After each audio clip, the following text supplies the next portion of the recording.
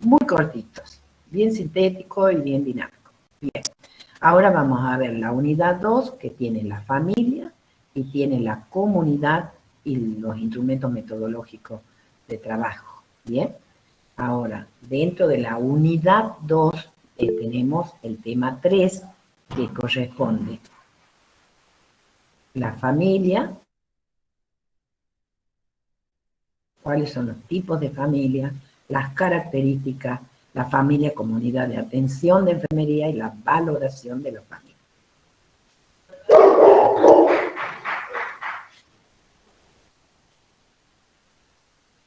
No necesito mejorar. Bien. Perdonen, pero acá es la hora que pasa. El que vende bolsita, el que vende otra cosa y la perra se desespera gritando. Bueno, entonces les decía que este es el tema 3 de la familia. Vamos a desarrollar un concepto, los tipos, las características. Vamos a determinar la familia, comunidad de servicio y la valoración de la familia. Bueno, tenemos que recordar de que la enfermera comunitaria trabaja con un enfoque centrado en la familia, las cuales van a integrar a su vez en la comunidad, van a componer la comunidad. El grupo de familia va a componer la comunidad con la que vamos a trabajar. Y esa necesidad de cuidados a la familia se justifica, entre otras razones, porque la familia es el primer grupo al que pertenecemos, con el cual interactuamos, es allí donde se aprenden las normas, los valores, los hábitos y la influencia para el desarrollo de las personas. ¿Bien? Ahora, la familia es la base de la salud o de la enfermedad, porque la familia es la que va a promover. Desenchufar. Perdón, la familia es la base de la salud o de la enfermedad, porque la familia es la que va a promover hábitos saludables o la que va a permitir algunas situaciones que van a desencadenar la enfermedad. Por lo tanto, promovemos la salud en el seno de la familia, estamos promoviendo la comunidad o de la sociedad. Bien, ahora, ¿cuál es el concepto? El concepto, según Winch, la familia es un grupo de dos o más personas unidas por lazos matrimoniales, de sangre o adopción, que constituyen un solo hogar, que interactúan entre sí en sus respectivos papeles familiares, que crean y mantienen una cultura común. Bien, ojo, porque esto nos va a dar los tipos de familia. Es un grupo de dos o más personas unidas por lazos matrimoniales de sangre o adopción que constituyen un solo hogar, que interactúan entre sí en sus respectivos papeles familiares, que crean y mantienen una cultura común. También se la define como el conjunto de personas que viven bajo el mismo techo, unido por vínculos que derivan de la ley natural.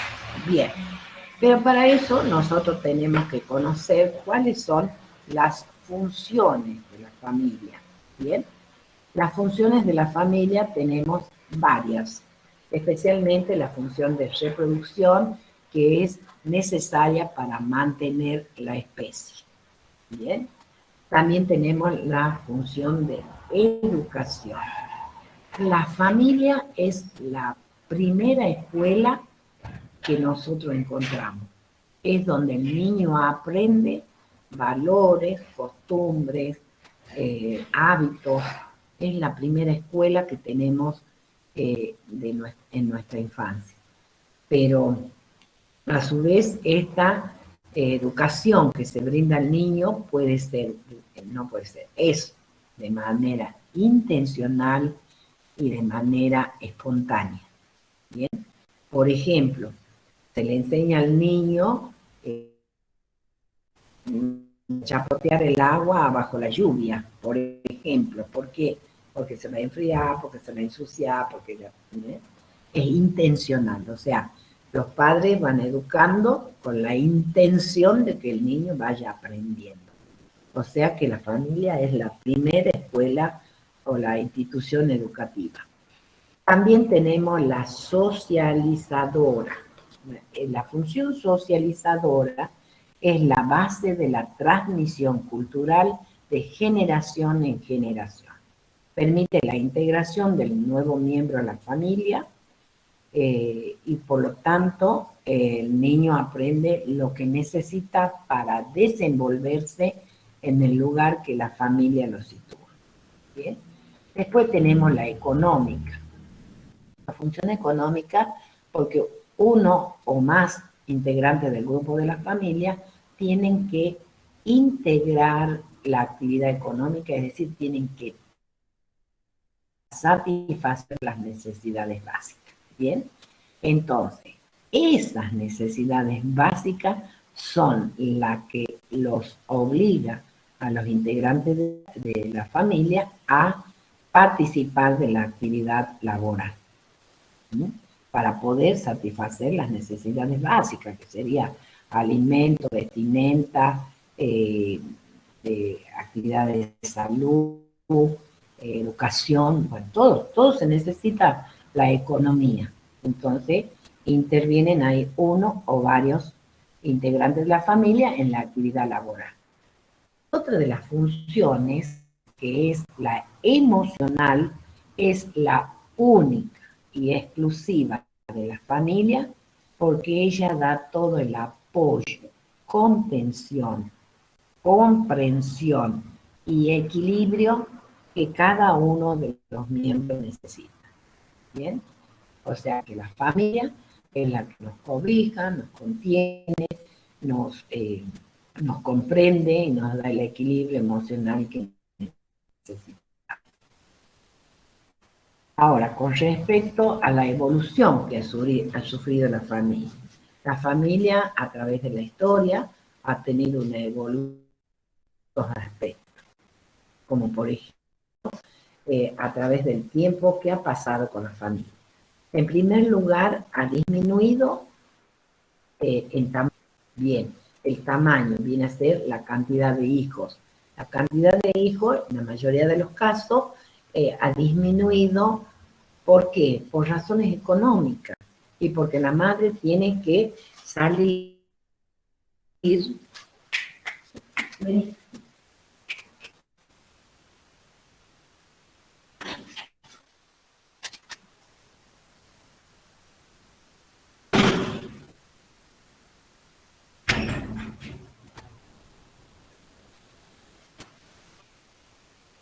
Disculpe, con el tamaño decíamos que han disminuido la cantidad de hijos por la situación económica en que se vive y también porque antes quedaba la madre en el hogar cuidando a los hijos y haciendo, bueno, las cosas, pero en el momento actual generalmente la pareja trabaja, entonces la mujer también sale de su hogar y prefiere tener menos cantidad de niños. En la participación, cambio en la participación de la mujer en la actividad, es decir, esa participación que realiza la mujer laboralmente lo hace por razones personales o por razones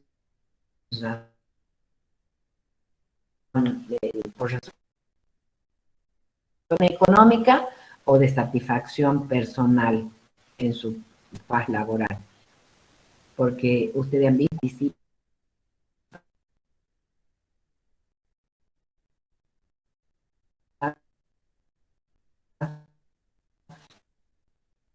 en toda, incluso ahora una modificación hasta los colegios, que eran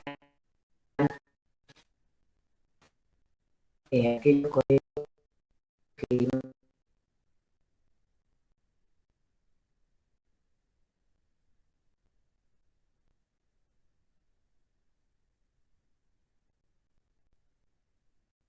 en la familia.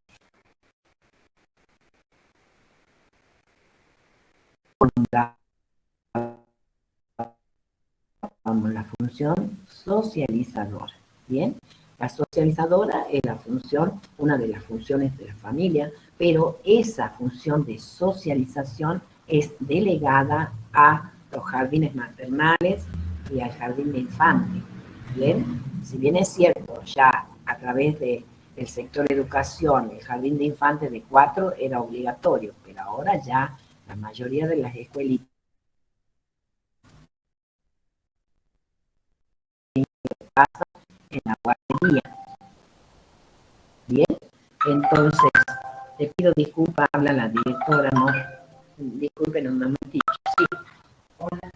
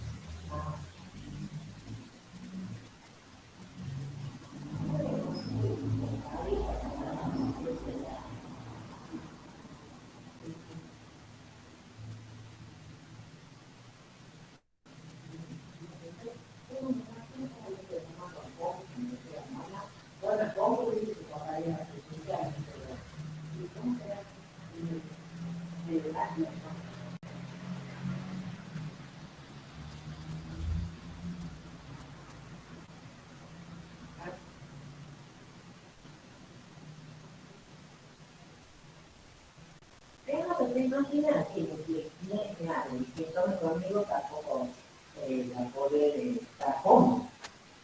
Más que bueno, yo quiero mañana escaparme ahí, bueno, para que digan lo que quiero. Me pide a la gente que también está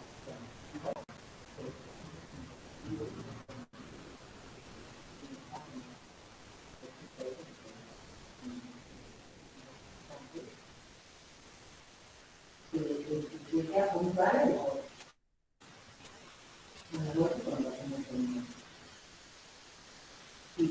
y después el lunes hablamos con tu plataforma. Bien, cuando te mandan el mensajito, eso no te mandan así. El mensajito,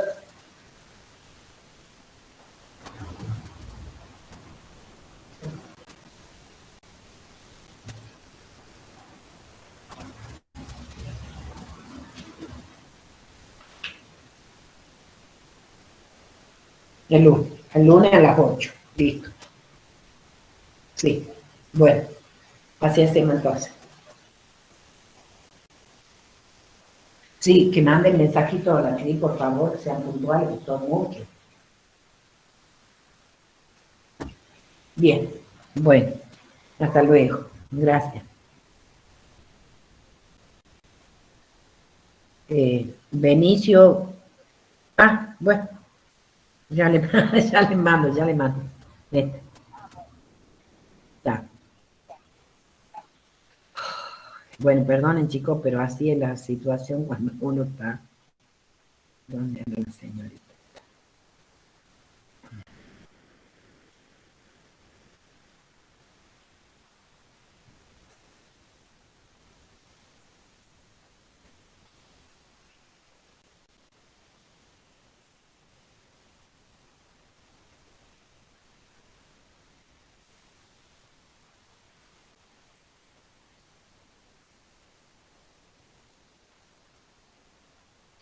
Bueno, le pido disculpas, pero bueno, hablan las autoridades, no puedo apagar el teléfono.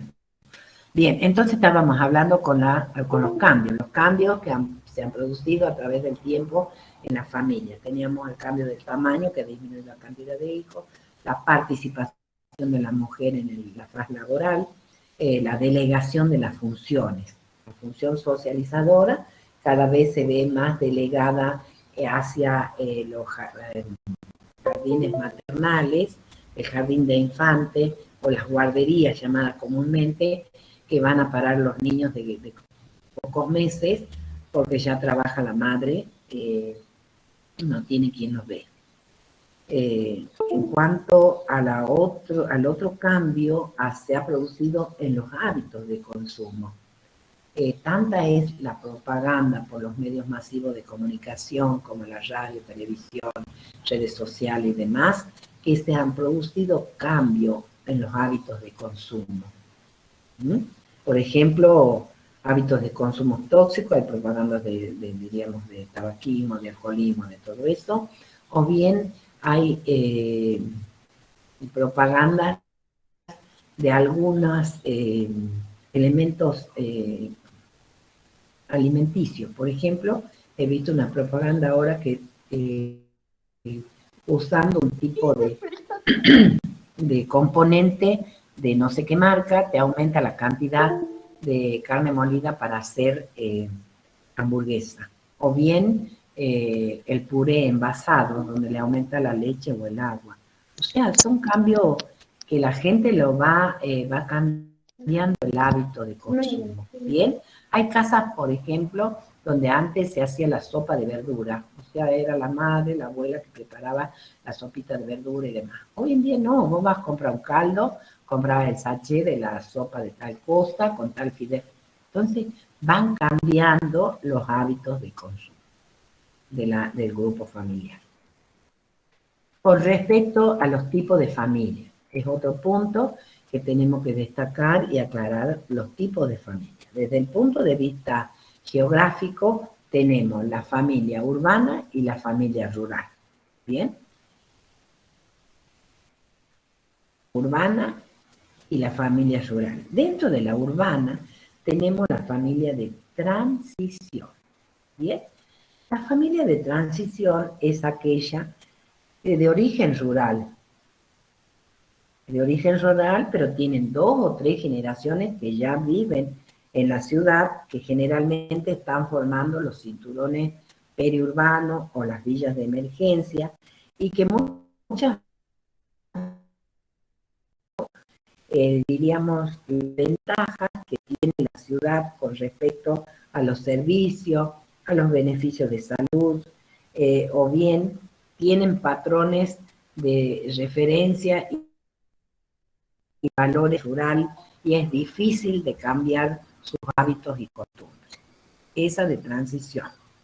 Y después tenemos la urbana moderna, son aquellas que también son familias que vienen del área rural y que están, diríamos, instaladas en la ciudad, pero que son flexibles, que se adaptan a los cambios, diríamos, de la ciudad, que utilizan los beneficios de la comunicación, de la tecnología, de los servicios de salud y que son fácilmente modificables.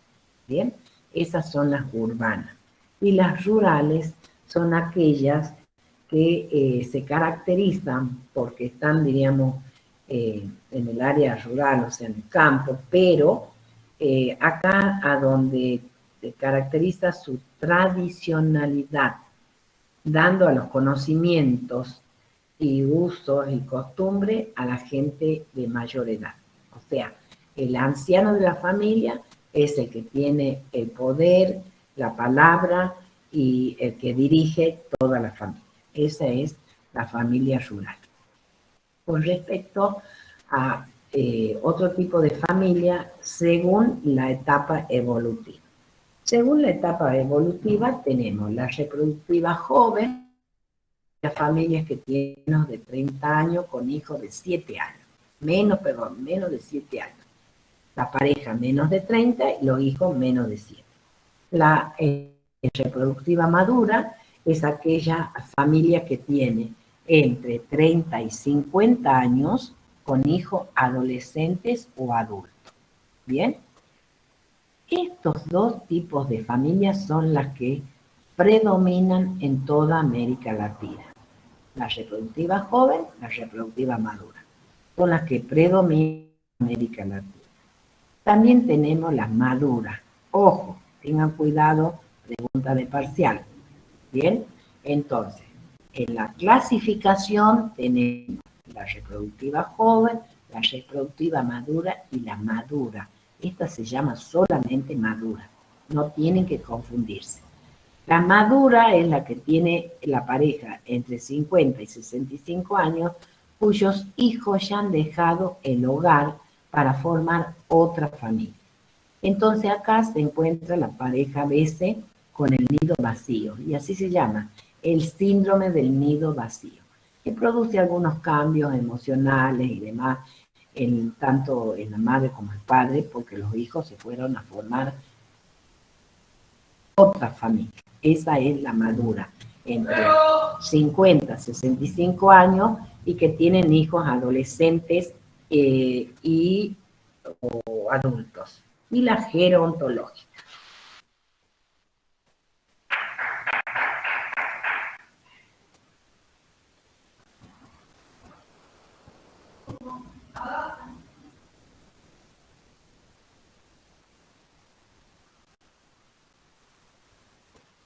Bien, entonces, la otra etapa es la etapa gerontológica.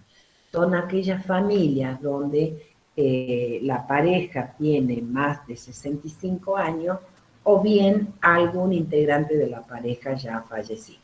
Bien, entonces con cuidado.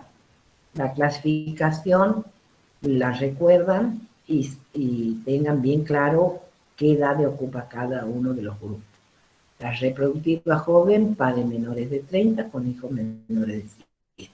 La reproductiva madura de 30 a 50 con hijos adolescentes o adultos. La madura, que son aquellas, la madura de 50 a 65 con hijos que ya han dejado el hogar y tienen el síndrome del nido vacío, y la gerontológica de 65 más, donde a veces ya ha fallecido algún integrante de la familia.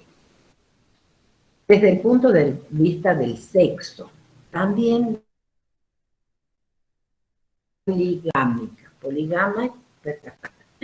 poligámica es un esposo con varias esposas, poliándrica es una esposa con varios esposos y monogámica es un esposo con una esposa. O bien, como se ve ahora, otras parejas que son del mismo sexo. Bien, entonces desde el punto de vista del sexo es esa clasificación.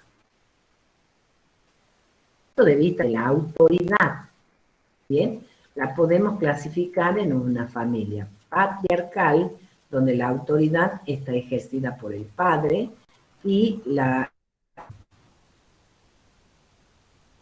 familia matriarcal está ejercida por la madre, ¿bien? En donde se supone que la madre es un poco más flexible y un poco más, diríamos, una autoridad no tan marcada como la del padre. Bueno, eso se dice en la bibliografía, ¿no? Pero al dicho hay un trecho, del dicho al hecho hay un trecho.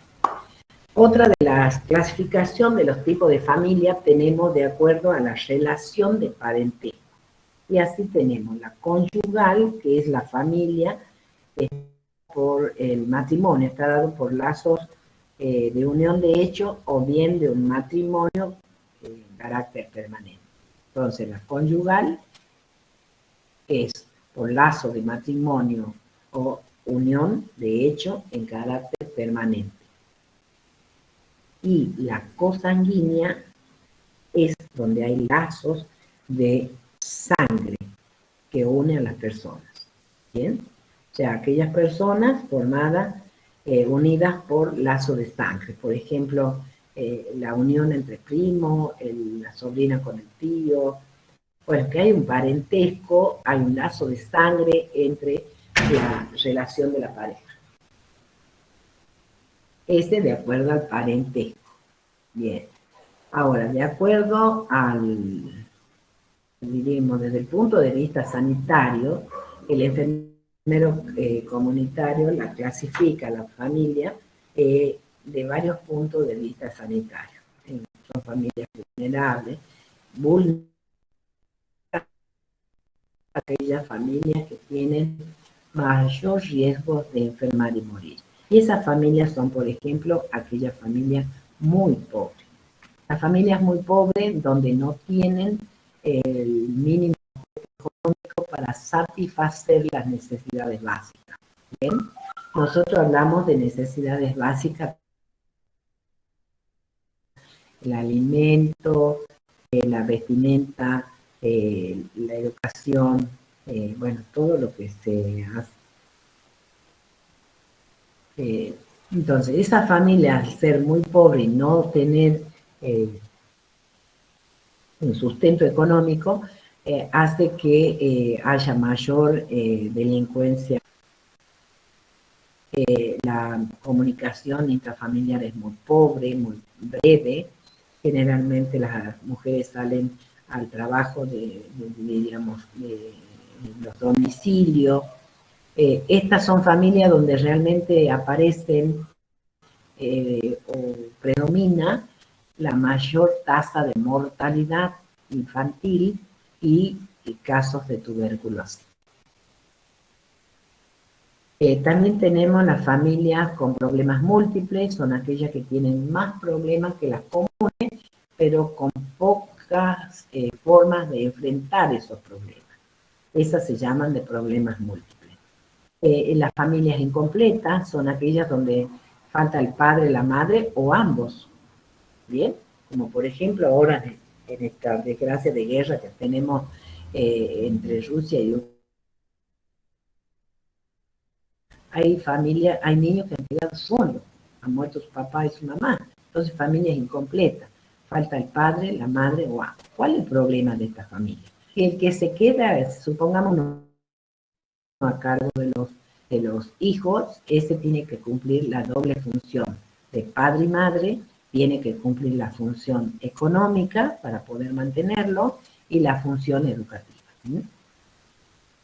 Eso con respecto a las familias incompletas. Pero estas familias incompletas son las que se encuentran en mayor estado de alarma, porque a veces la mujer, como jefe de familia, tiene que hacer, o bien por ahí puede conseguir algún familiar que la ayude en esta tarea, pero no siempre se dan así las cosas. Después tenemos la familia cuya madre trabaja.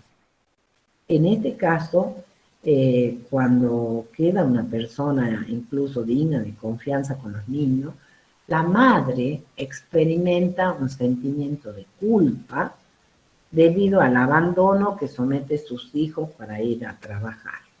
¿Bien? En otros casos cuenta con alguien, o bien, no cuenta con quien le cuide los chicos. Y es peor aún porque quedan los menores a cargo de menores, o sea, los niñitos más grandes lo cuidarán los más chicos, pero resulta de que las los accidentes y los problemas que puedan surgir pueden ser muy graves, ¿no? Por ahí vemos que se ha incendiado la casilla, o bien que se ha caído, que han saltado por el balcón. Bueno, hay mayor riesgo de enfermar y morir, porque los niños supuestamente responsables también son menores. Entonces estos niños tienen mayor probabilidad de accidentes y de situaciones fatales. Otra de las familias, tipos de familia desde el punto de vista sanitario, son las migratorias. Son aquellas que se desplazan por razones que se desplazan permanentemente, por razones de trabajo o por otras razones, en donde hay problemas en cuanto a los niños especialmente.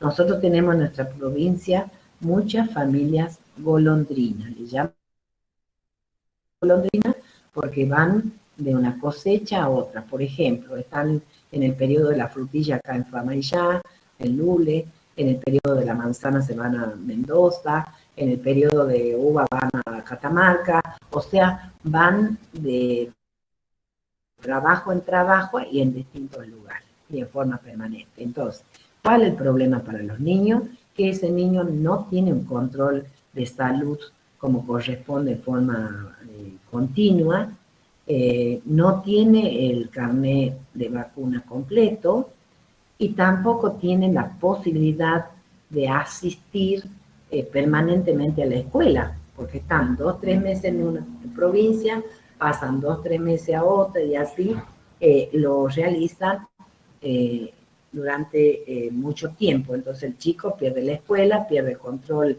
médico y no tiene el esquema completo. Bien. Desde el punto de vista sanitario, también tenemos las familias con impedimento genético, por ejemplo,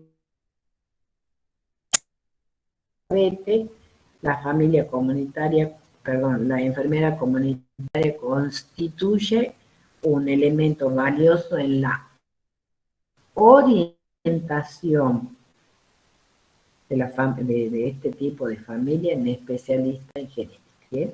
La disposición genética hacia una enfermedad puede atenuarse o empeorar mediante influencias ambientales. Estos son desde el punto de vista sanitario. Ahora, según el modelo, la familia, según el modelo, la clasificamos en familia nuclear y familia extendida. Nuclear viene de núcleo. El núcleo de familia es papá, mamá, hijo. Padre, madre, niños, hijos.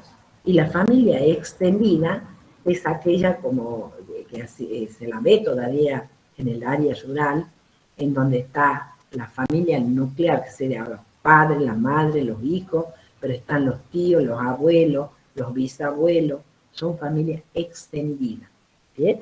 Donde hay varias generaciones. Entonces, según Adorno y Holken, también la clasifica la familia en nuclear conyugal. La nuclear conyugal es aquella que está formada por el padre, la madre y varios hijos, pero también incluye en esta la convivencia con los abuelos. Bien. Después tenemos los hogares subfamiliares. Se llaman subfamiliares porque no llegan a completar una unidad familiar. Es decir, la existencia, o sea, dentro de esta modalidad se incluyen las parejas que no tienen hijos o aquellos hogares personales o la madre, las familias monoparentales cuando existe un solo progenitor porque es soltero, porque es viudo o porque es divorciado, o bien en aquellos casos en que tienen el nido vacío, ¿bien? O sea, son familias que se han modificado porque ya sus hijos se han retirado del grupo familiar para formar otra familia, ¿bien? Dentro de esta clasificación también tenemos el pluralismo de parentesco político. ¿Qué significa eso? Quiere decir que son familias compuestas por divorciados que forman una nueva familia en segundo o tercer matrimonio, pero cada integrante de la pareja ya trae una buena cantidad de hijos y entre la nueva pareja surge un nuevo nacimiento. Entonces, eso es lo que aumenta la pluralidad de parentesco político. Esto me hace acordar una serie que había antes en la tele que se llamaba Los míos, los nuestros y los tuyos. Los míos, los tuyos y los nuestros. O sea, los hijos de él, de ella y los que han tenido en común. No sé si queda claro esto. Sí, perfecto.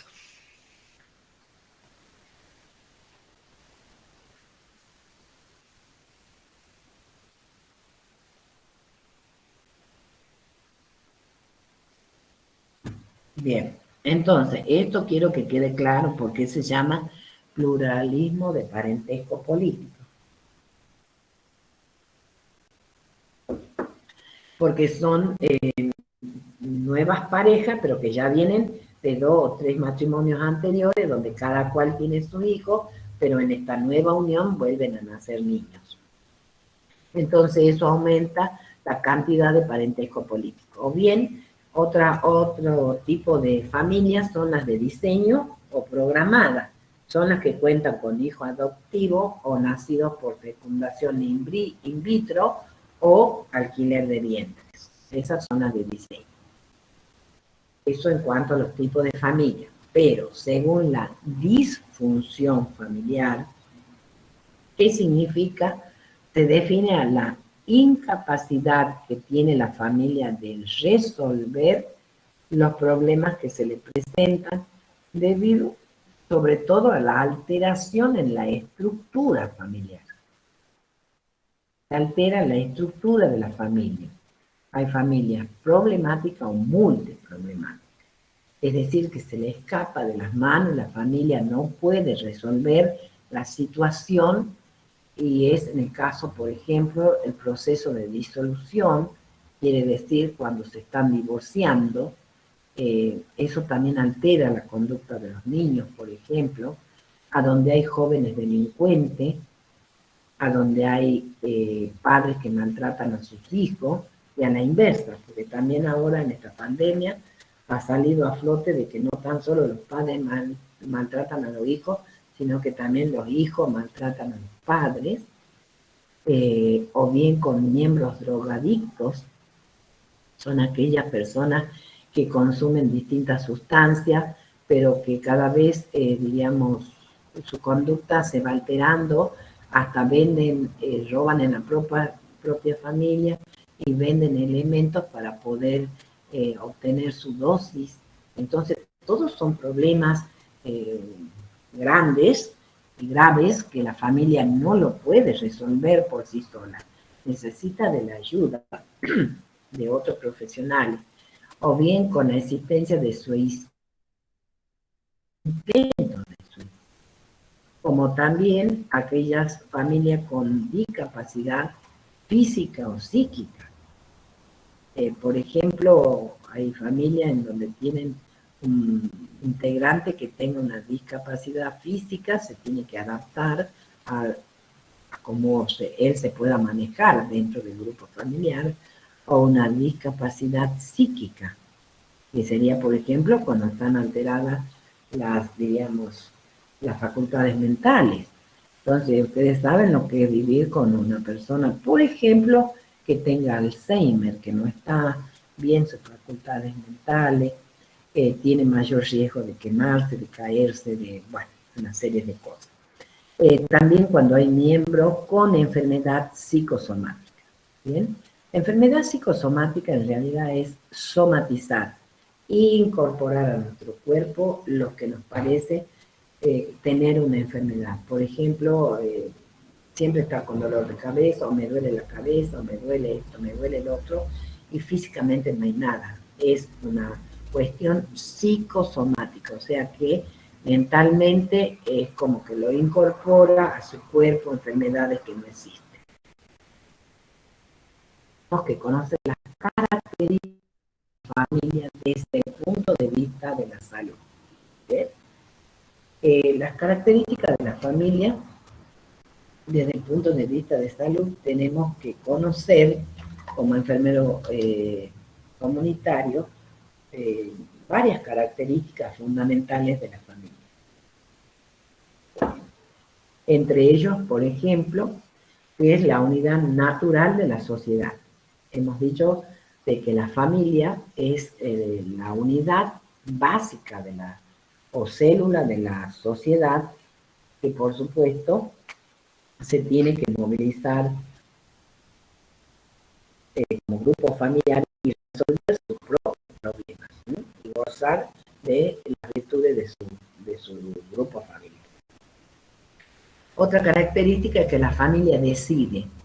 La familia es la que decide si alguien está enfermo, a dónde se va a dirigir, si va a ir a qué parte va a ir, si va a consultar o no va a consultar.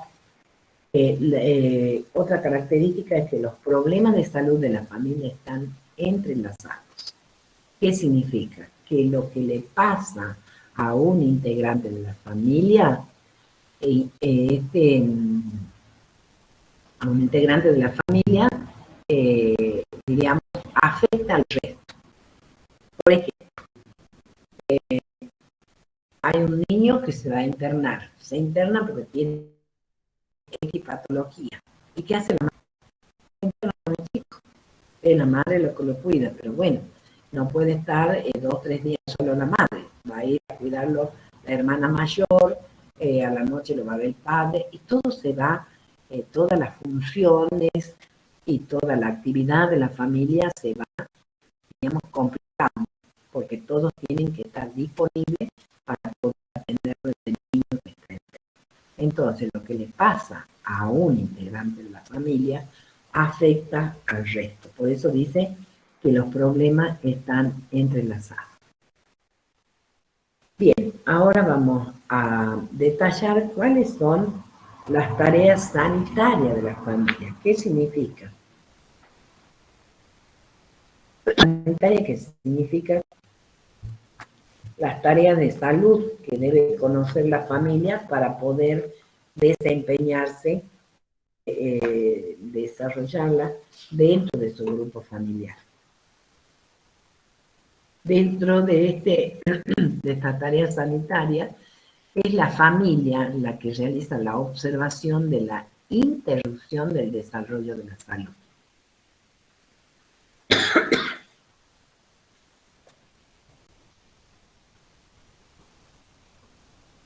Bien, o sea, la familia es la que determina si hay algún integrante que está enfermo, es la primera en detectarlo. Cualquier integrante detecta que alguno está con fiebre, o que bien no se sienta y ya es edad de que se tenga que sentar, o no caminó el niño y ya es edad.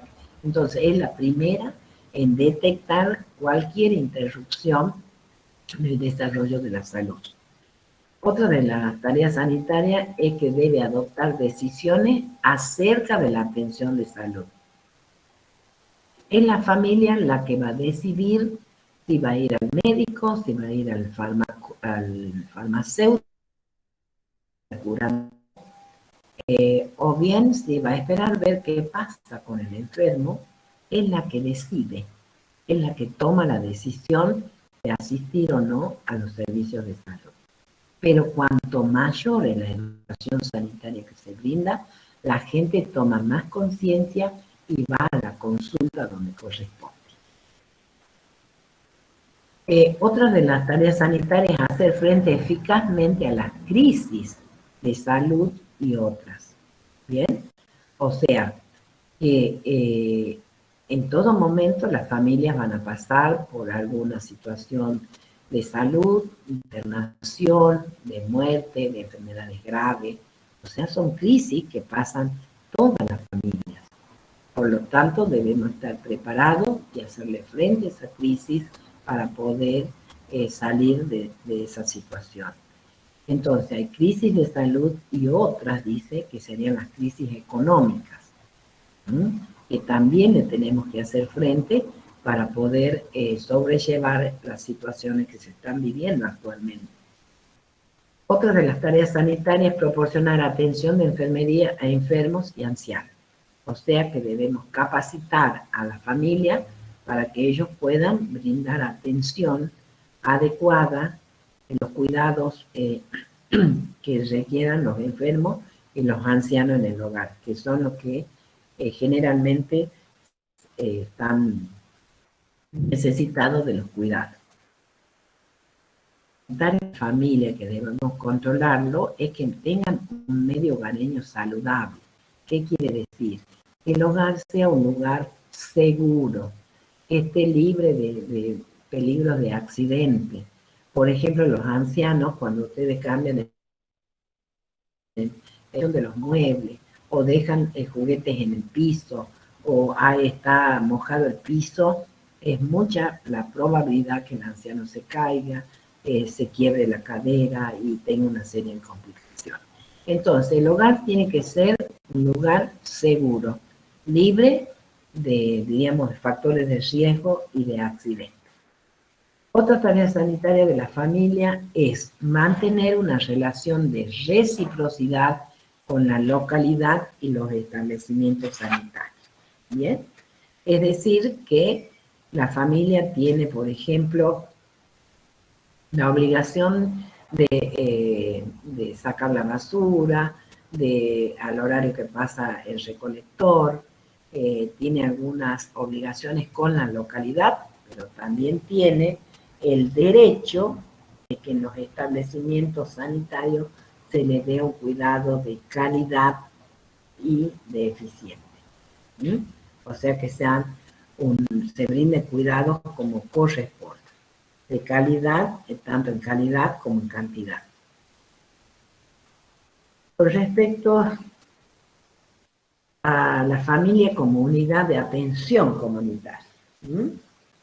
El enfoque, desde que nosotros comenzamos a hablar de familia, hemos dicho de que se nos trata a la familia como un todo, como si, o sea, nuestro objetivo, nuestro objeto de trabajo es la familia, no es una sola persona, sino es el grupo familiar. Por lo tanto, debemos conocer varias características de la familia para poderlo atender como un todo, como un grupo familiar. Entonces tenemos, dentro de esas características, para poder conocer y brindar el cuidado que requiere, esta característica es los datos demográficos. Es decir, yo tengo que conocer qué edades tienen, cuáles viven, qué características tienen cada uno de esos integrantes, todos los datos demográficos que se requiera tener las características de este grupo familiar. Por eso se llama demográfico.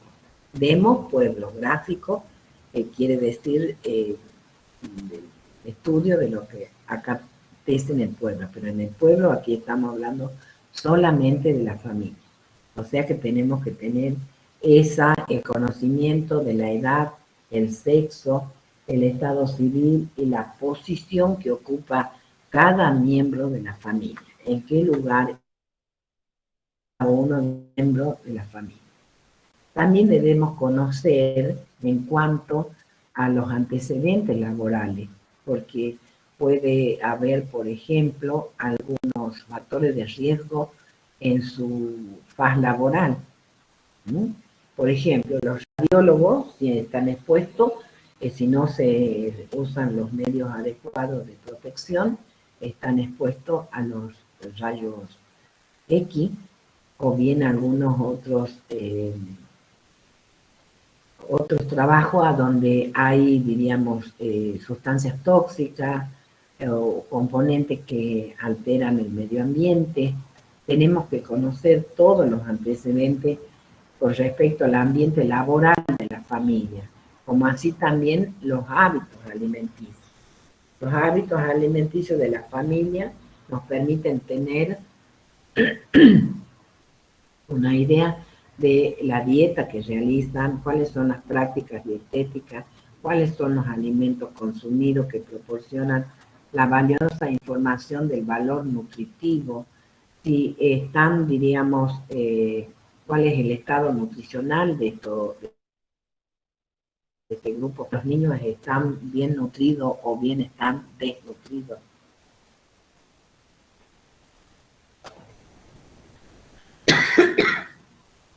Eso nos proporcionan los hábitos alimenticios.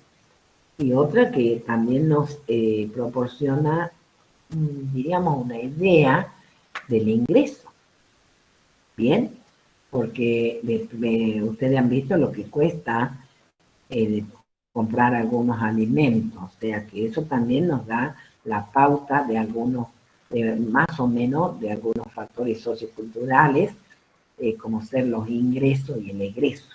Bien, hay familias en donde, por ejemplo, se hace 2 comidas al día, o 3, o no hay cena, o mandan los niños al comedor, o hay familias donde compran una coca todos los días. ¿Y cuánto cuesta la coca?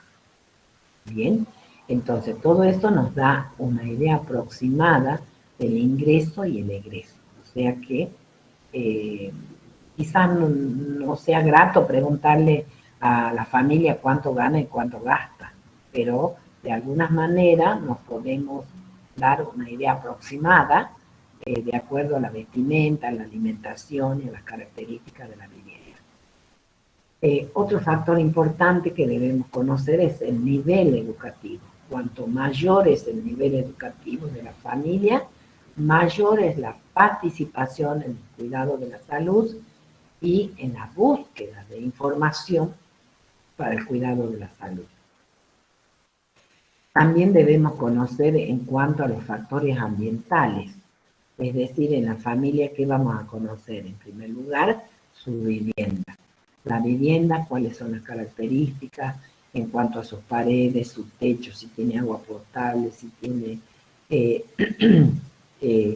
hacinamiento. Hacinamiento significa, eso han preguntado mucho en el ingreso, hacinamiento es cuando duermen más de 3 personas en un cuarto.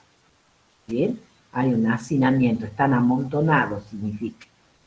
También debemos conocer si hay refrigeración, que sería la heladera o un freezer, para mantener la cadena de frío de los alimentos, y con respecto al saneamiento ambiental.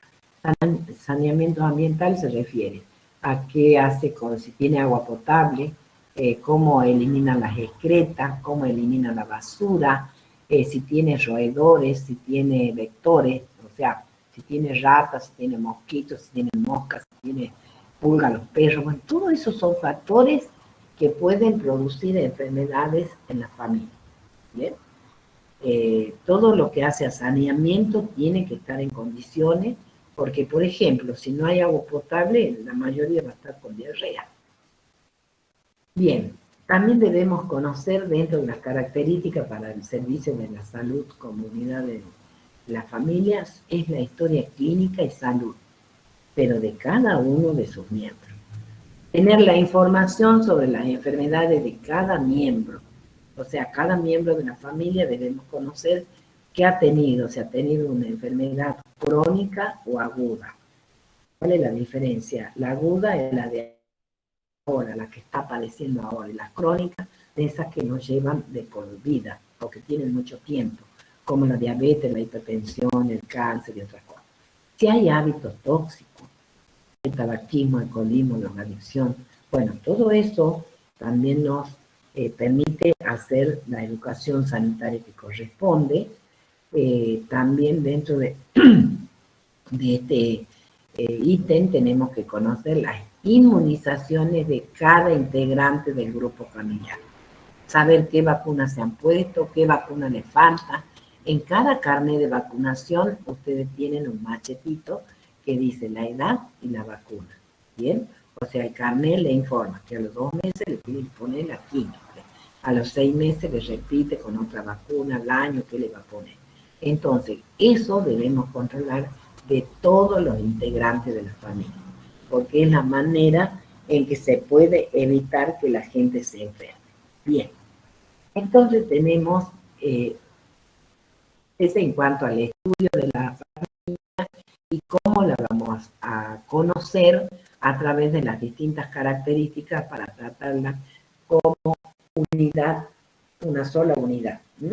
O sea, son varios integrantes, pero nuestro paciente, nuestro usuario es la familia. Bueno, otro punto que tenemos es el genograma. Genograma, ¿bien? Grama es la gráfica y geno es del grupo, de la familia. Entonces, es una representación gráfica del desarrollo de la familia a lo largo del tiempo. Es el concepto. Representación gráfica del desarrollo a lo largo del tiempo. Pero acá tenemos que aclarar que la representación gráfica. Y la representación gráfica viene a ser el dibujo. Nosotros, eso es lo que tienen que hacer ustedes. Un dibujo de su familia. O sea que la gráfica, esta que es el genograma, es una gráfica, un dibujo que me va a determinar qué tipo de familia es, qué relaciones hay entre sus integrantes.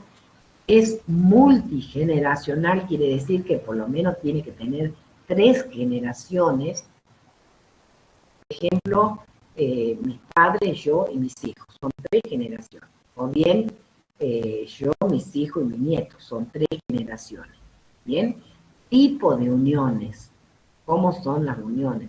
Son, diríamos, si hay rupturas, si hay divorcios, si hay gestaciones, si hay integrantes vivos o muertos.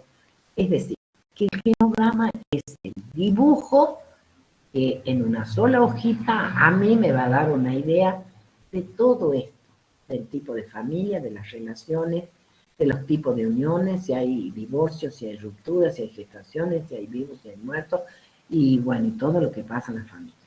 ¿Bien? Ahora, en cuanto al genograma, que es el primer práctico que ustedes van a hacer, debemos tener en cuenta 3 cosas. En primer lugar, el trazado de la estructura familiar. Este se realiza expresado en símbolos que dan las relaciones biológicas y legales entre los miembros. ¿Bien? Los círculos se representan, digamos, las mujeres, los cuadrados representan los varones y las líneas describen la relación entre los integrantes de la familia. Bien. Otro punto a tener en cuenta es el registro de la información sobre la familia. Quiere decir que en cada gráfico yo le tengo que agregar el dato demográfico que hemos hablado de hace rato. O sea, tengo que ponerle la edad, perdón, fecha de nacimiento y si ha fallecido, fecha de fallecimiento y también los datos de salud. Si es diabético, si es fumador, si es obeso o si qué es lo que tiene. ¿Bien? Y las líneas me van a determinar a mí la relación del grupo familiar. Y así tenemos que los tipos de relaciones están determinados por las líneas. Cuando hay 2 líneas llenas, me indica que es una familia unida. Cuando hay 3 familias muy unidas. Cuando la línea está como estas montañitas, es una relación conflictiva. Conflictiva. Y si está trazada por otra paralela, no miento, por otra perpendicular, es una familia muy conflictiva, una relación muy conflictiva. Si nosotros vemos que esta línea llena está separada por 2 paralelas, es una situación de separados, y cuando la línea es entrecortada, como en este caso, nos indica que es una relación distante. Bueno, entonces, repito, los símbolos están estandarizados convencionalmente, o sea, se lo usa en todas partes, tienen el mismo significado. Y las líneas me indican los tipos de relaciones. Bien, entonces tenemos acá los símbolos que se utilizan es el cuadrado, que me indica que es un hombre, el círculo, que me indica una mujer. Bien, cada vez que yo tengo en el genograma estos símbolos, yo voy a saber cuánto. También tengo que identificar la persona índice. ¿Qué significa esto? La persona índice es aquella que me brinda la información. Bien, yo llego al domicilio, necesito tomar los datos y hacer el estudio de la familia. Entonces, quien me brinda la información que se requiere para esto es la persona índice. Que si es varón, se le hace un cuadrito en su interior y si es mujer, se hace un círculo en el interior. Entonces, como este es el primer práctico que ustedes van a hacer, la persona índice son ustedes, porque ustedes van a brindar la información para poder armar el genograma. Bien. Entonces, recién que son símbolos que están estandarizados. Persona índice, varón, persona índice, mujer. A estos le tenemos que agregar los datos demográficos, o sea, ahí al costadito yo voy a poner cuándo ha nacido. Fecha de si ha fallecido, se pone una X en el interior, ya sea del triángulo, perdón, del cuadrito o del círculo. Eso significa que ha muerto. ¿Bien? Entonces, si ha muerto, tenemos que poner la fecha de nacimiento y la fecha de muerte, con la cruz en el medio del círculo. Bien. Acá tenemos, por ejemplo, un matrimonio tradicional, un varón con una mujer, pero está unido con una línea llena. ¿Bien? Es un matrimonio.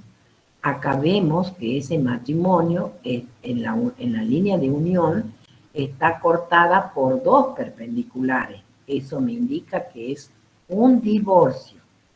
¿Bien?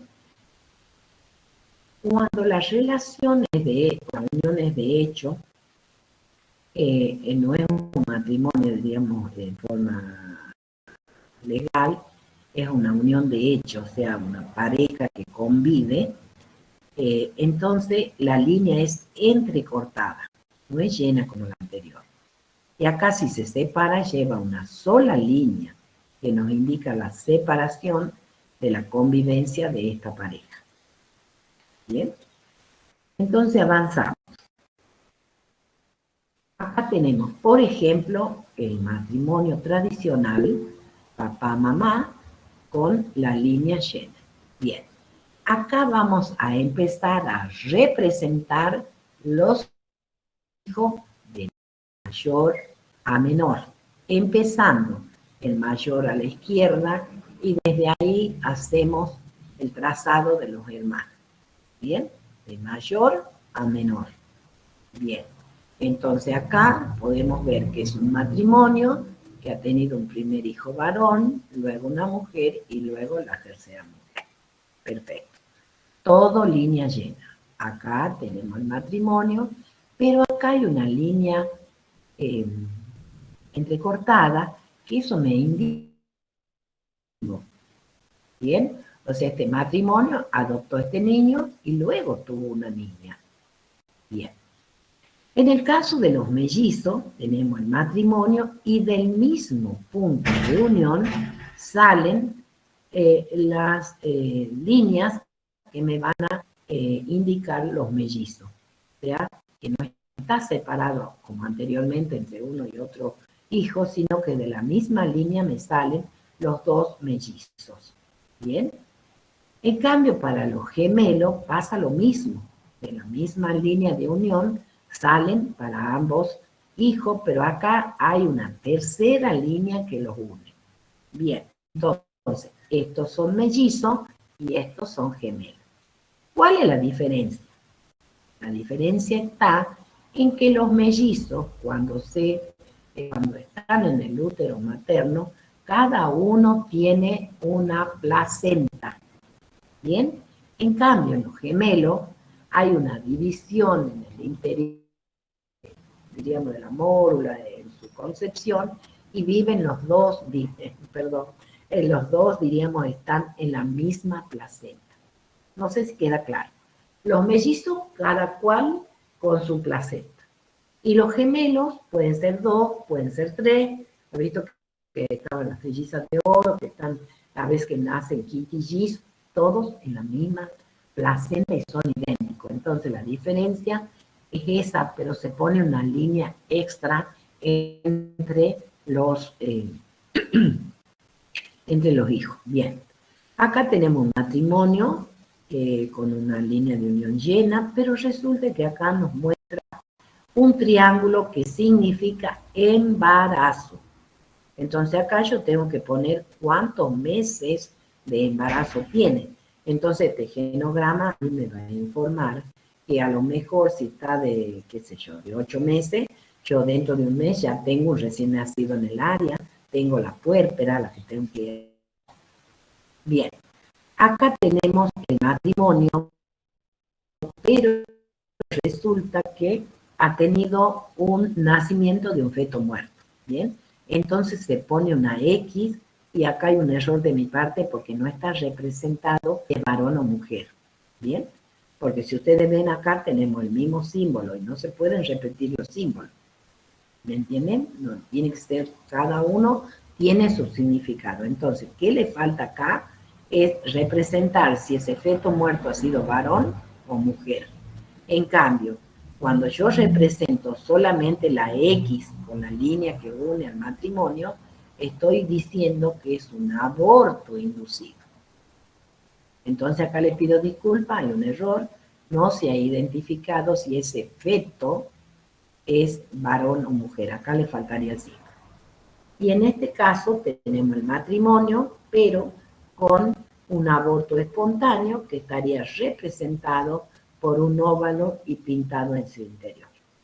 Entonces, el aborto espontáneo es este gráfico y el aborto inducido es solamente una X unida a la pareja.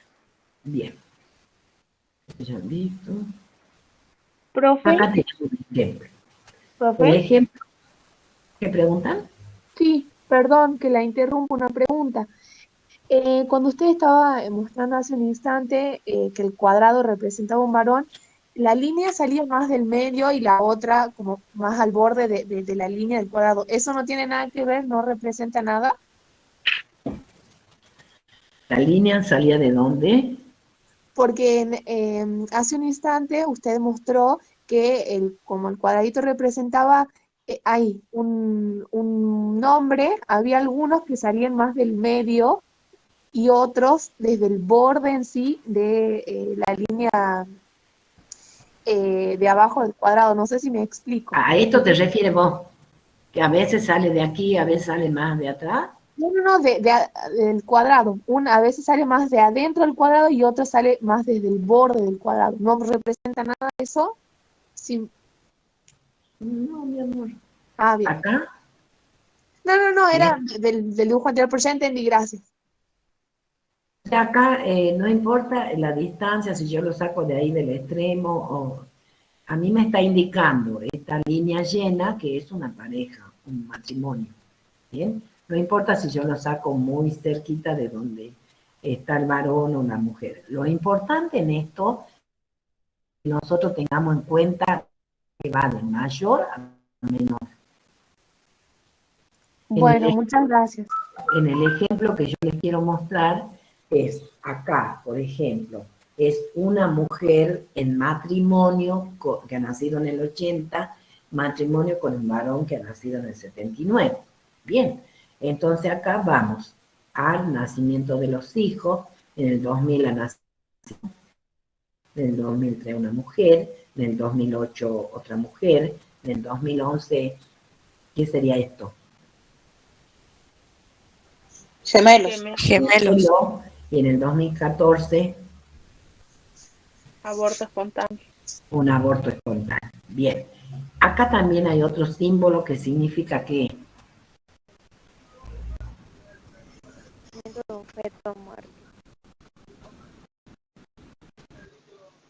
Un bebé nacido fallecido, varón, una nena. una mujer que ha fallecido, ¿bien? Es un hijo, una hija mujer que ha fallecido. Entonces, agregar la fecha de fallecimiento. ¿Y esto qué significa? Mujer índice.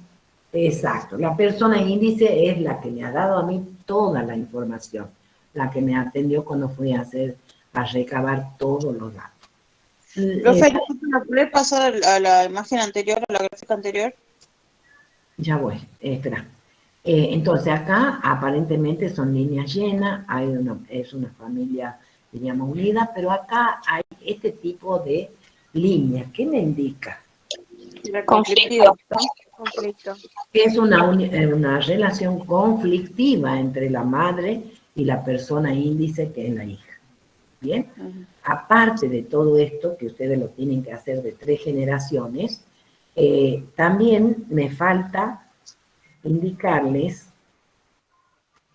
la línea llena, esta línea llena, que tienen que dibujarla para determinar aquellas personas que viven juntas. ¿Bien? O sea, 3 generaciones. Pero la línea llena me determina a mí quiénes son los que viven juntos bajo el mismo techo. ¿Bien? O sea, aparte de los símbolos, tengo que utilizar esta línea llena para encerrar aquellas personas que viven juntas. Esto recuérdelo porque uno de los primeros errores que se comete es hacer el genograma y queda el genograma hecho. No, yo tengo que indicar con esta línea quiénes son los que viven bajo el mismo techo. No importa todo el resto del genograma, pero sí me importa que indiquen la persona índice con quién vive. ¿Bien? Entonces acá tenemos, por ejemplo, un genograma medio complicado. ¿Por qué? Acá tenemos una mujer que aparentemente que estaba en matrimonio con esta persona índice. ¿Y qué ha pasado? Se separó. Divorciado. ¿Bien? Y acá la mujer índice estaba Divorciada. divorciada de varón y ahora acá, ¿qué aparecen? La pareja Conviviendo. Claro, conviven con una niña, ¿bien? Pero resulta que acá hay 2 personas índices. Quiere decir que la pareja ha dado la información necesaria para formar el genograma. Y ellos viven, o sea, viven, han tenido una niña y uno de las parejas anteriores ha quedado con un niño. Había una de las chicas que quería que vuelva, no sé, a ver. Sí, yo. En la que sigue. ¿Ah? En la que sigue esa, profe. La que sigue está, diríamos, representada de otra manera las relaciones, así que por eso la pasé de largo, ¿bien? Ah, Acá vos tenés, por ejemplo, las entrecortadas, que ya te dije que es distante, la muy unida, las conflictivas, esto que es conflictiva. bien, Como ya gracias. había dicho anteriormente, entonces la pasé de largo por el tiempo que tenía. Bien, gracias. Bien, entonces hasta ahí vamos, hasta ahí han entendido lo que es el genograma. Sí. El genograma es el primer práctico que ustedes van a hacer, lo van a hacer en un papel y lo van a dejar en la cátedra. Hoy es 12 hasta el 20 de abril, ¿bien? Entonces hasta el 20 de abril ustedes dejan en la cátedra el genograma si yo tengo tiempo de ir corrigiendo. Lo que van haciendo le van dejando a la secretaria de cátedra, que es la señora Cristina, ella está desde las 7:30 hasta las 2:30. Bien. Ese es el genograma. Ahora, ¿cómo podemos evaluar o, diríamos, valorar a la familia. Para eso, varias formas. Acá tenemos, por ejemplo, el árbol familiar de Milstein, que permite evaluar y estimar rápidamente la funcionalidad familiar, que consiste en 5 preguntas y tiene 3 alternativas para marcar. Las preguntas serían, la primera, si está satisfecho con la ayuda que recibe de su familia cuando tiene un problema.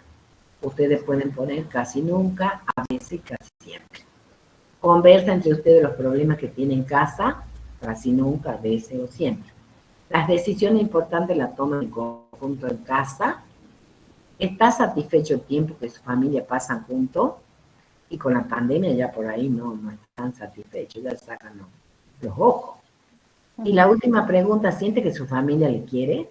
O sea, cuando está marcado ya esto, en casi nunca tiene un valor de 0, a veces tiene el valor de 1 y casi siempre tiene el valor de 2. Entonces, cuando nosotros hacemos la valoración de esto, nos va a dar un puntaje.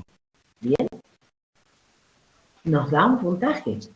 Entonces vamos a tener, una vez realizado este esquema, si ponemos todo casi nunca es 0, si ponemos todo a veces nos da 5, y si ponemos casi siempre nos da 10. O a veces se va alternando una cosa con la otra. Entonces quedamos que nos permite evaluar y estimar la funcionalidad familiar, determinando que entre 7 y 10 puntos son familias funcionales. Entre 3 y 6 puntos son disfuncionales leves y de 0 a 2 puntos son disfuncionales graves. ¿Bien? O sea, con solo aplicar las preguntas y con las alternativas que tienen para responder, le va a determinar la funcionalidad de la familia, que puede ser funcional de 7 a 10, disfuncional leve de 3 a 6 y disfuncional grave de 0 a 10. Disculpe una consulta. ¿Cómo? Una pregunta, ¿cómo tenemos que rellenar los cuadros esos que digamos que quedan en blanco? ¿Con el número directamente? Por ejemplo, acá va marcando una X. Por ejemplo, ¿está satisfecho con la ayuda que recibe de la familia ABC? Conversa, usted vaya sumando, acá tiene un punto. Conversa entre ustedes los problemas de las casas. Las decisiones importantes se toman en conjunto en la casa, casi nunca. ¿Hay cuántos puntos tenemos? 3. No. 2. He dicho acá, a veces y a veces son 2. Casi nunca 0, entonces quedan 2. Ah, lo escuché mal. Disculpe. Bien. ¿Está satisfecho el tiempo que pasa con su familia? Siempre, casi siempre. ¿Ahí cuánto va? 4. 4. Siempre siente que su familia lo quiere, casi siempre. Ahí van 6. Bien. Entonces, de acuerdo a esto, usted lo puede clasificar. De 7 a 10 son familias funcionales. Ya está establecido eso. De 7 a 10 puntos son funcionales. De 6 a 3, de 3 a 6 son disfuncionales leves. Y de 0 a 2 son disfuncionales graves. No sé si te ha quedado claro. Sí, sí. Mucho eso. Profe, Bien. ¿también iría en el trabajo? ¿Ah? ¿Esto también iría en el trabajo práctico? No, solamente genográficos son muchos y yo sola bien. clasifico todo, así que el genograma, que respeten la persona índice, que respeten los símbolos y pongan la persona, la línea llena que les indica con quién vive. Bueno. El trabajo práctico, la consigna sería hacer 3 generaciones. Sí, 3 generaciones. Profe, ¿puedes repetir a quién hay que dejarle el trabajo y de qué hora? ¿De qué hora hasta qué hora? A la señorita Cristina Gómez, la secretaria de cátedra, está desde las 7:30 hasta las 2:30, de lunes a viernes. Bien, gracias. Bien. Avanzamos, chicos. Profe, Estamos bien. Sí. licenciada, Sí, a partir del lunes lo puede entregar. ¿Hasta qué fecha? sí, hasta el 20. Ah, Es solo el o sea, dibujo, de profe. obviamente se lo puede el lunes. El dibujo, ojo, con los datos demográficos, cuándo han nacido, cuándo ha fallecido, y los datos de salud, qué patologías tiene. ¿Bien? No, el gráfico Datos solo no me demográficos, sirve a salud y mí. patología. ¿Mm? El dibujo, datos demográficos, salud y patología. Eso sería nada más. Bien. Entonces, esa Gracias. forma de, diríamos, de valorar es a la familia y a través de los patrones funcionales de Gordon. Los patrones, ¿qué son los patrones funcionales? Son una configuración de comportamiento más o menos común en todas las personas que contribuyen a su salud, la calidad de vida y al logro de su potencial humano, que se dan de una manera secuencial a lo largo del tiempo. ¿Bien? ¿Quién era la señora Gore? Es un patrón, lo que se llama patrones funcionales de Gore. Para conocer qué es un patrón disfuncional, es decir, está alterado o en riesgo de alteración, que describen situaciones que no responden a las normas o a la salud esperado de una persona y se definen como problemas de salud, limitan la autonomía del individuo, de la familia y la comunidad. ¿Bien? Entonces acá, por ejemplo, este niño, en vez de jugar con su osito, no, está con un martillo para destrozarlo. Entonces algo disfuncional, no está dentro de lo común de las conductas. Bien, ¿quién es Marjorie Gordon? Marjorie Gordon, la que ha inventado estos patrones funcionales, una teórica profesora estadounidense que ha creado una teoría de valoración de enfermería conocida como los patrones funcionales de Gordon. Bien, esta fue una profesora emérita de enfermería en Boston, en Massachusetts. Ahora, ¿qué dice ella? Esta guía de valoración comprende 11 patrones que permiten valorar en forma integral a la familia y hacer un diagnóstico. Bien. Dentro de los patrones tenemos el control de salud, el nutricional de eliminación, el de eliminación de la actividad física y ejercicio, de sueño y descanso, el patrón de cognitivo perceptual, autopercepción y autoconcepto, el rol y relaciones, patrón sexual y reproductivo, el patrón de afrontamiento y tolerancia al estrés y el patrón de creencias y costumbres y valores. ¿Sí? Entonces, viendo cada uno de ellos, podemos decir que el patrón 1 es la percepción de la salud, pretende conocer la propia percepción de la persona sobre su situación de salud, es decir, yo estoy bien, estoy sana, estoy enferma. Incluye, por ejemplo, estilos de vida, las prácticas de promoción de salud, de prevención de riesgo y las prescripciones médicas.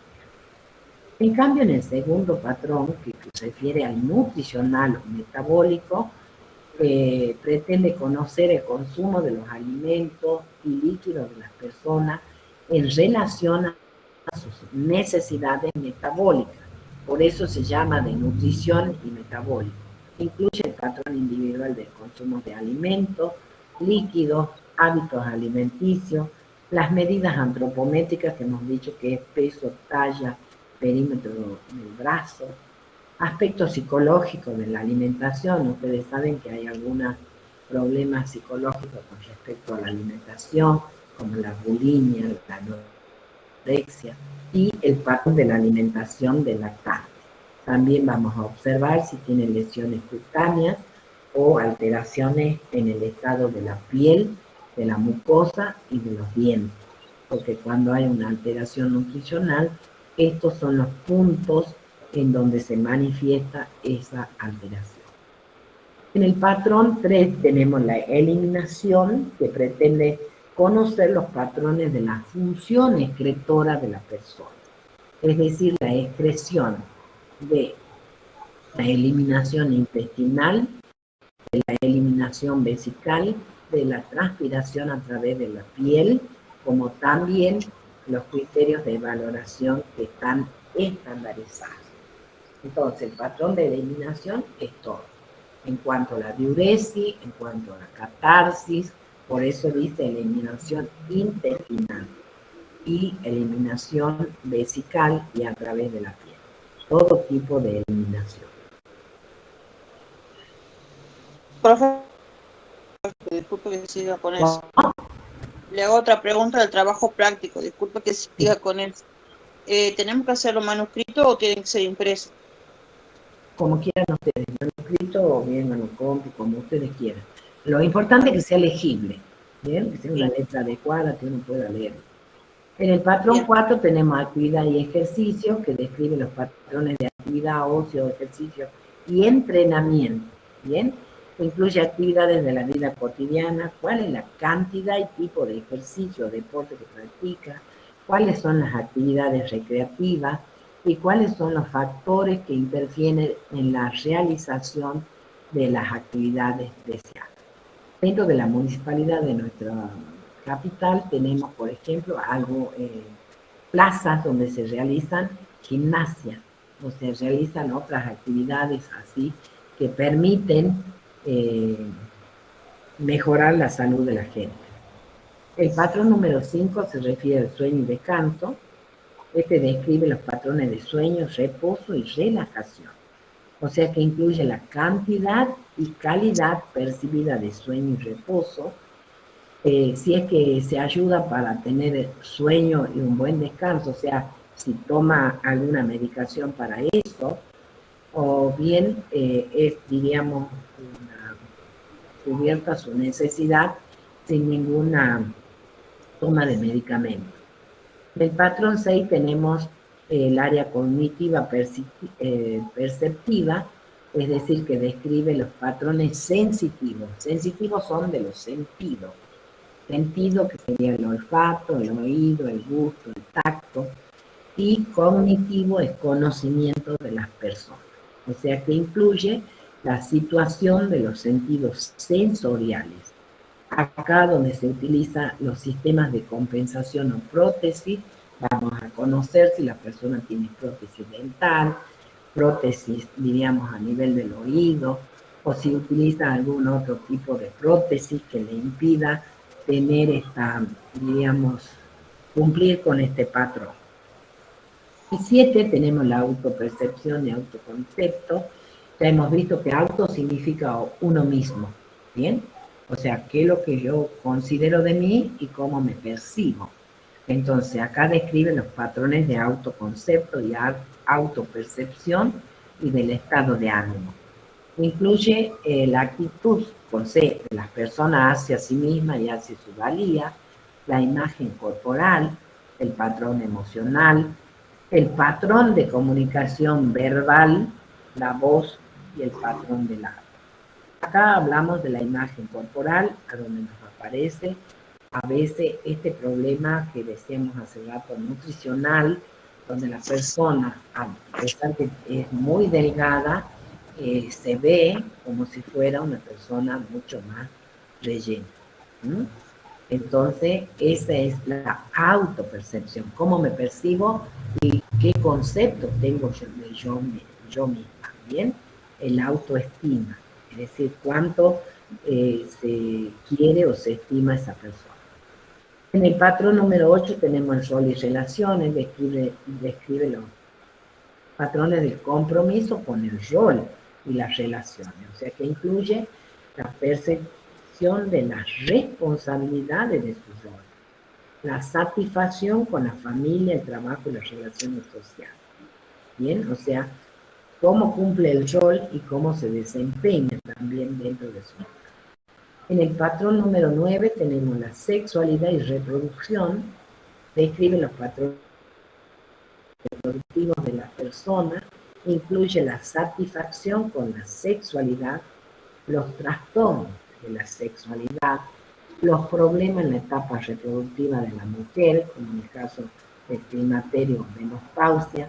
Entonces, este es el patrón que se ocupa de este aspecto, ¿sí? De la sexualidad y la reproducción. Luego tenemos el patrón de tolerancia al estrés, el patrón de adaptación y afrontamiento de las personas al proceso vital y su efectividad, manifiesta en términos de tolerancia al estrés, ¿bien? O sea que incluye capacidad de resistencia de las personas a los ataques de la integridad, el manejo del estrés, los sistemas de soporte y ayuda, capacidad percibida de manejar situaciones estresantes. Esto lo hemos puesto en el tapete con esta pandemia, ¿bien?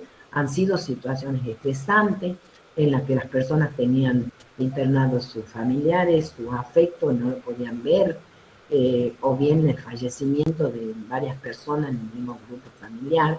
O sea, han sido situaciones muy estresantes. Y el último patrón se refiere a las creencias y valores, que describe el patrón de los valores, las creencias espirituales y religiosas que influyen en la adopción de decisiones, como por ejemplo, cosas percibidas como importantes en la vida, la percepción de la calidad de vida, el conflicto con los valores o creencias importantes, las expectativas relacionadas con la salud. ¿Bien? Acá tenemos que destacar, por ejemplo, que hay algunas religiones que no consumen ciertos alimentos o que no hacen algunas actividades con respecto a esa religión. Bueno, todo eso nosotros tenemos que respetar cuando estamos atendiendo a la población. Las acciones de enfermería que tenemos que realizar con respecto a este grupo familiar es hacer comprender a la familia si tienen problemas y tratar de solucionar. Proporcionar el cuidado que esa familia requiera. Fomentar el uso de los servicios adecuados, es decir, si la familia necesita un cuidado, necesita una consulta, tiene que saber conocer qué servicios brindan en los CAP cerca de su casa. ¿Bien? De manera que no todos se agolpen en los hospitales, porque hay muchas situaciones que se pueden solucionar a nivel de los centros de atención primaria. ¿Cuáles son los recursos con que cuenta la enfermería con respecto a la situación de la familia? En cuanto a estos recursos, es la pericia técnica, que implica poder proporcionar servicios directos de enfermería y enseñar a otras personas a cuidar a los enfermos, bajo su supervisión. Otro recurso es la experiencia. Es tanto el contacto que tiene con distintos tipos de familia que la enfermera sabe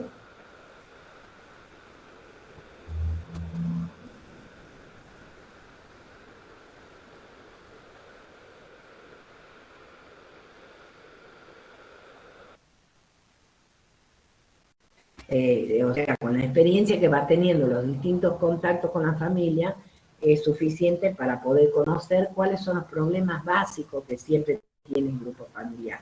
Y el otro recurso es la capacidad que tiene la enfermera como educadora y consejera. Bien, tenemos que brindar la educación sanitaria en todas ocasiones. Y estos problemas que se encuentran a nivel, diríamos, de Latinoamérica, en este momento es el desempleo, que mucho, incluso con la pandemia, mucha gente ha quedado sin empleo. Esto ha dado como consecuencia mayor cantidad de desnutridos, hay problemas sociales, mayor consumo, mayor adicciones, alcoholismo, tabaquismo, drogadicción, y también estamos en el tapete de las enfermedades.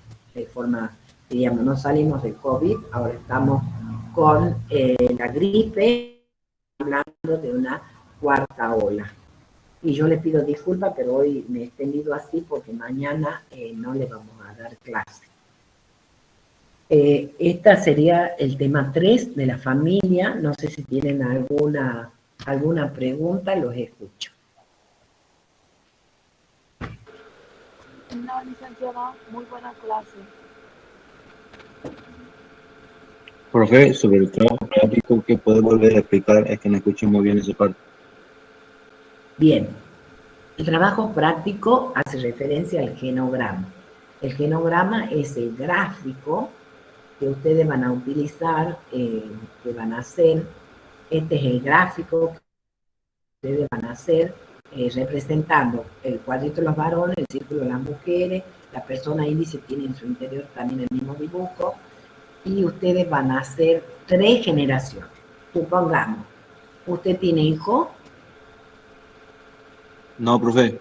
No, bien. Entonces va a tener que tener en cuenta los abuelos, después de sus abuelos, sus padres, y usted con sus hermanos.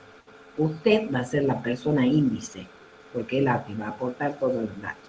Va a ser el dibujito con su símbolo correspondiente, y a la par de cada símbolo va a poner es obeso, es hipertenso, es tabaquista,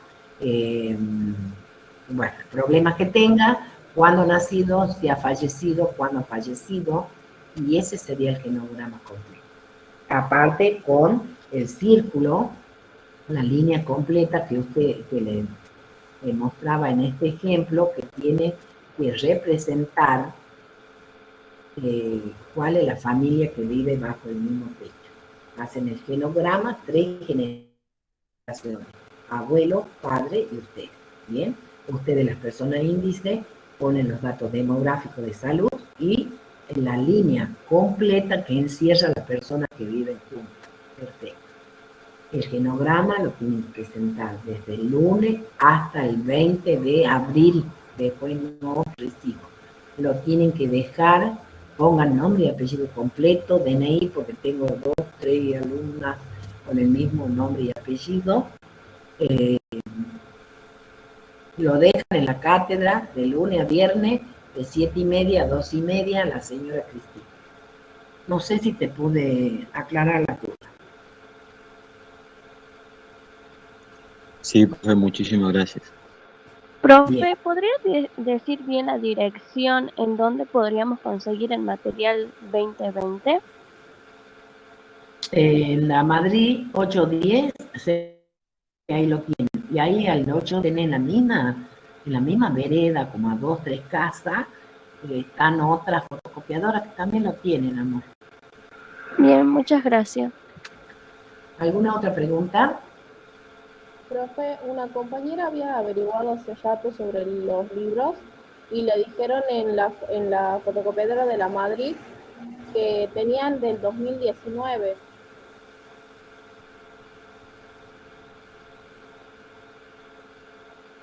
Ah, claro.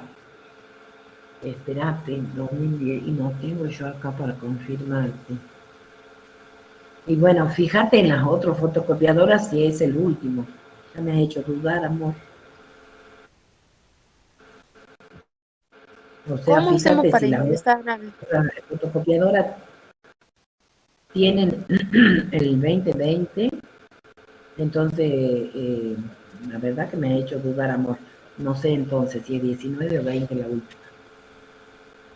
El lunes profe, les ¿qué? cómo hacemos para ingresar al campus virtual?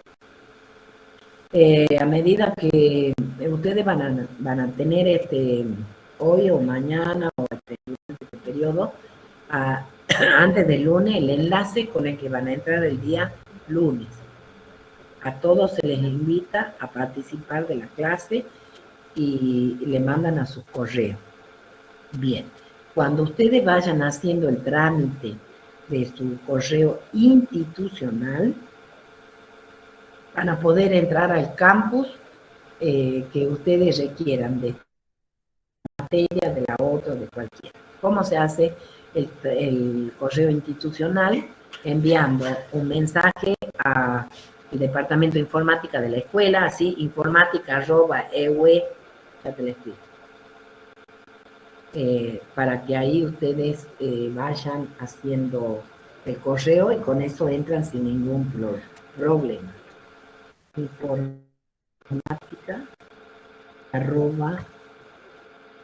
mira lo que fue. ¿Qué otra duda, chicos? Porque estamos pasados de tiempo. Licenciada, le hago una consulta sobre los tipos de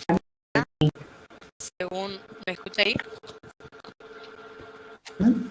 ¿Ahí me escuchan? Sí. Le consultaba sobre lo que estamos hablando del tipo de familia según la etapa evolutiva, la reproducción joven, ¿de qué edades eran? La reproductiva joven, la familia reproductiva joven es cuando los padres tienen menos de 30 años y tienen hijos menos de 7 años. Perfecto, gracias. Bien, acá en el chat le dejo para que ustedes manden correo a informática@unt.edu para que les hagan el correo institucional y con eso puedan ingresar. ¿Bien? Chicos, los dejo. Son las 2:20. Gracias. Bien. Buen fin de semana. Luego, Chao. luego. ¿El lunes sería la próxima clase? ¿El lunes sería El la lunes, próxima amor, sí. clase? El lunes, ya le va a llegar el enlace a usted. Mañana no, porque mañana tenemos 40 para rendir examen final y tomamos examen de las 8 a las 18. Imposible. Bueno, darle la muchas clase. gracias. Lo recuperamos de eso. Muy bien. Fin de semana. Bien. Hasta luego, profe. Hasta luego, Hasta luego. Hasta luego, chicos.